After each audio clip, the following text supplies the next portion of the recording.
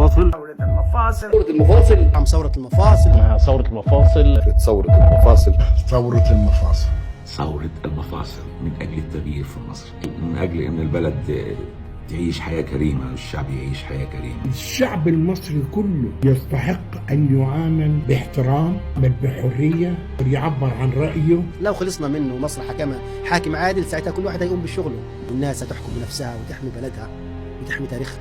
الثورة هي الضمانة الوحيدة الآن للأمن القومي المصري. ثورة المفاصل أنا داعمها لأن أنا شايفها الحل الأمثل لكل اللي احنا عايشينه الآن. هي خطة ممنهجة ما فيهاش ثورة اليوم الواحد. هذا النظام جه أتى على دبابة، فبالتالي ليه بيجيب دبابة ما بيتشالش في صندوق انتخابات يا جماعة؟ يعني أقل حاجة نقدمها للشهداء وأهالي المعتقلين والمعتقلين نفسهم والناس كلها. وقفوا انزلوا اتحدوا مع بعض واحنا ايدينا في ايديكم، لازم نعمل ثورة. الثورة هي الحل.